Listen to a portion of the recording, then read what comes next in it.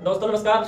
आज हम बात करने वाले हैं जो भारतीय नहीं पूरी दुनिया के अंदर एक कॉमन समस्या बन गई है, कॉन्स्टिपेशन, कब्ज। कब्ज की दिक्कत बहुत ज़्यादा लोगों को हो गई है और इस कब्ज की दिक्कत की वजह से मुंह से बहुत गंदी दुर्गंध बहुत से भाई बहनों को आती है। देखने में बहुत सुंदर और स्मार्ट दिखाई देते हैं और अपना मेकअप वगैरह भी अच्छे से कर रखा है, लेकिन मुंह से बदबू आ रही है। और जब किसी से बात करते हैं या किसी के आसपास सांस लेते हैं तो इतना गंदी स्मेल सामने वाले को आती है कि वो वहाँ से हटाने की कोशिश करता है। इससे आपकी पर्सनैलिटी पे भी बहुत ज़्यादा फर्क पड़ता है और इससे आपके जो भी आपका बिजनेस है, जो भी आपकी जॉब है या कुछ भी है, उसमें भी बहुत गहरा प्रभाव पड़ता है।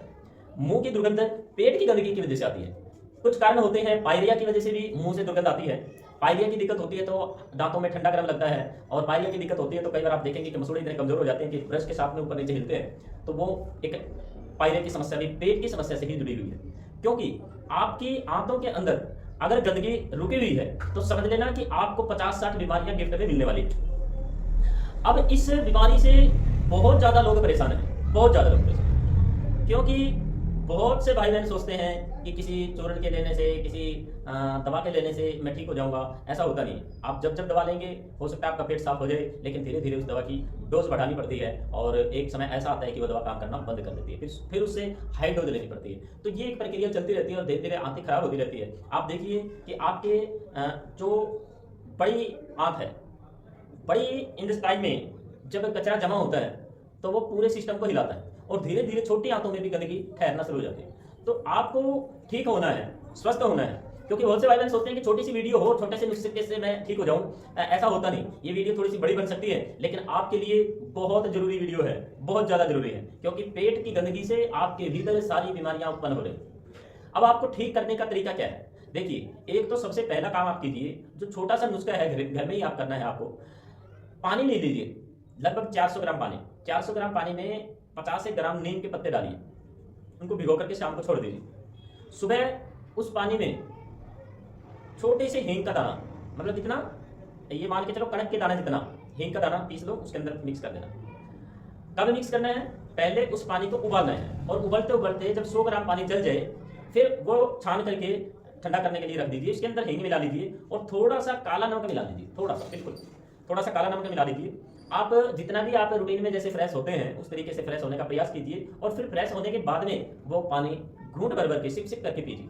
ये एक छोटा सा नुस्खा। इससे क्या होगा? इससे आपके, क्योंकि जब आपकी पेट के अंदर गंदगी है, आप देखिए जिस जगह पे गंदगी आपने डाल दी, जिस जगह पे आपने बना हुआ भोजन डाल दिया या आपने कोई ऐसे फ्रूट वगैरह सड़े हुए डाल दिए जहां उसको हवा नहीं मिल रही है, और वहां पर क्या होगा, कुछ समय बाद कीड़े उत्पन्न हो जाएंगे, कीड़े, कृमि। और वो कीड़े बाहर जैसे उत्पन्न होते हैं वैसे ही हमारे पेट में, हमारी आंतों में भी पैदा हो जाते हैं कीड़े। गंदगी पे कीड़े पैदा होना ये स्वाभाविक एक प्रक्रिया होती है। और कीड़े क्या करते हैं? कीड़े उस गंदगी को खाते हैं और उसमें से गैस पैदा करते हैं। गैस, जैसे ही आप देखेंगे जिनको कब्ज रहती है उनको गैस बहुत ज्यादा बनती है। और आपने ये जो पानी पिया है, ये नीम, हींग और काले नमक वाला पानी, ये पानी एक ऐसी नेचुरल औषधि का काम करता है जिसको आपको शरीर को आदत नहीं लगने वाली, लेकिन आपके शरीर को स्वस्थ बनाने का काम करेगा। वो आपकी गंदगी को साफ करेगा और आपके पेट के कीड़े को खत्म करेगा। तो ये पानी का आपको इस्तेमाल करना है। और कुछ ऐसे ट्रीटमेंट करने हैं जिसका मैं आपको बता रहा हूँ, आप अपने घर में भी कर सकते हैं। कुछ ऐसे नुस्खे आप अपने घर में कर सकते हैं और कुछ ऐसे हैं जो हमारे न्यूरोथेरेपी पर आकर के ही आप उसका ट्रीटमेंट ले सकते हैं। और ये बहुत जबरदस्त है। सालों साल तक लोग परेशान रहते हैं कब्जी से और धीरे धीरे कई तरह की बीमारियां पैदा हो जाती है शरीर में, और उन बीमारियों से छुटकारा पाने के लिए कुछ थोड़ा बहुत तो मेहनत करनी पड़ेगी। आप क्या करें? सबसे पहले उठते ही पानी पीना है और पानी पीने के बाद आपको अपनी बाईं साइड में जो नाभि से थोड़ा सा ऊपर का हिस्सा होता है, नाभि से थोड़ा सा ऊपर का हिस्सा, ये मान लो हमारी नाभि है और नाभि से ये वाला हिस्सा है, यहाँ पर हमारे को कब्ज बनने की संभावना बनती है। और आप जैसे ही यहाँ से दबाएंगे तो बड़ा दर्द होता है जिनको कब्ज रहती है। जिनको कब्ज रहेगी ये नाभि से थोड़ा सा बाईं साइड में और थोड़ा सा ऊपर की साइड ऐसे दबाएंगे तो दर्द होगा। जब ये दर्द होता है तो इसका मतलब आपको कब्ज भयंकर बनती है। और इस कब्ज को दूर करने के लिए पानी पी करके सुबह और यहाँ मालिश कीजिए, या कम से कम 20-25 मिनट ऐसे 20-25 बार इस तरह से मालिश कीजिए। और मालिश करने के बाद में बाईं करवट लेकर के, यानी इस हाथ की साइड करवट लेकर के कुछ देर के लिए लेट जाएं। और लेटने के बाद जैसे ही आप लेट करके उठेंगे, उठने के तुरंत बाद आपने क्या करना है? उकड़ू बैठना है। उकड़ू कैसे? ऐसे बैठना है और ये जो हाथ है, दायां हाथ दाएं पैर के बीच में इस तरह से लगा करके बैठना है। इस तरह से आप बैठ जाएंगे। जैसे ही आप इस तरह से बैठेंगे तो ये हमारे जो पिंडलियों से पॉइंट दबे, ये पॉइंट हमारे बाएं साइड की जो कब्जियत वाला जो हिस्सा है, बड़ी आंत का जो हिस्सा है, उसके अंदर एक्टिवेट करेगा उसको, और उसके अंदर एक पानी का रिसाव करेगा, और जिससे आपकी आंतें स्वस्थ होंगी, साफ होंगी। ये एक तरीका हुआ।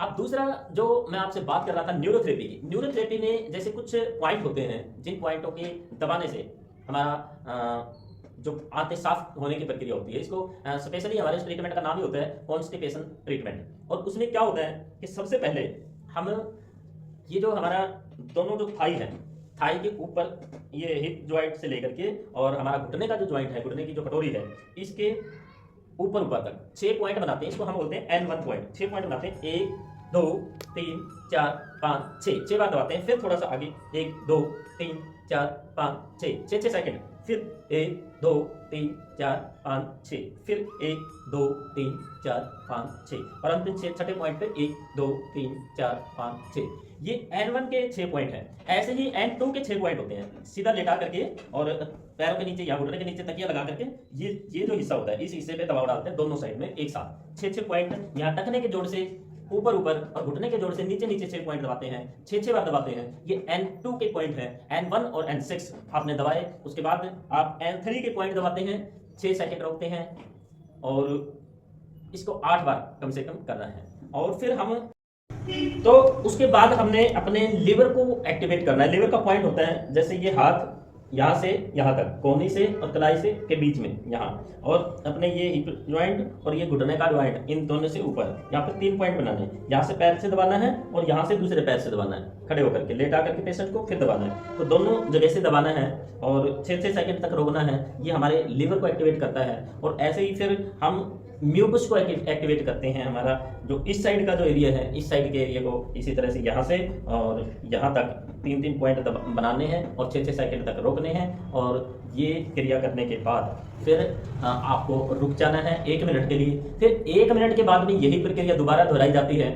फिर उसके 1 मिनट 2 मिनट बाद किडनी को एक्टिवेट करना होता है। जैसे ही आपने सफाई की और काम करना शुरू करती है, तो किडनी को भी बहुत ज़्यादा काम करना पड़ता है। तो किडनी को एक्टिवेट करते हैं लेटा करके, दोनों हाथ ऐसे करवा के, और ये यहाँ से एक पैर रखो और एक यहाँ पे पैर रखो, इस तरह से दोनों तरफ से दबाना है, इधर से भी और इधर से, क्योंकि लेफ्ट किडनी और राइट किडनी दोनों को एक्टिवेट करना है। और जैसे ही आप ये पॉइंट देंगे तो आप देखेंगे ये लगातार 15 से 20 दिन या 25 दिन या ज़्यादा से ज़्यादा 1 महीने तक ये ट्रीटमेंट दिया जाए और ये नुस्खा अपनाया जाए, तो आप देखेंगे कितनी भी भयंकर, कितनी भी पुरानी कॉन्स्टिपेशन की समस्या हो, आप स्वस्थ होंगे, आप मस्त होंगे और आप रहेंगे एकदम एक्टिव, पूरे एनर्जिक। किसी भी तरह की कोई आलस्य, कोई प्रमाद आपके भीतर नहीं रुकेगा। आप बीमार नहीं होंगे और 50 तरह की बीमारियों से आप बच जाएंगे। दोस्तों, आप जुड़े रहें हमारे एक कदम स्वास्थ्य की ओर चैनल से, और हमारा गीतांजलि आरोग्य पीठ एंड न्यूरोथेरेपी सेंटर आपको करता रहेगा हर रोज जागरूक अपने स्वास्थ्य के प्रति। धन्यवाद, नमस्ते।